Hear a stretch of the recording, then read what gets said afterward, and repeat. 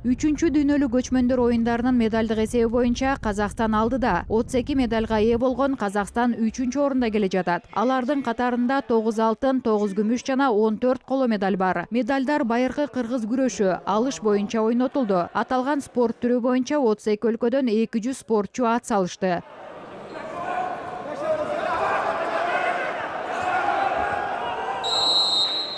Ошондой эле кол күрөш боюнча 12 комплект медаль ойнотулду. Бул оюнда эркектер эле эмес, аялдар да күч сынашты. Жалпы 17 мамлекеттен 50 спортчу катышып, финалда казакстандыктар күчтүүрөөк болуп чыкты.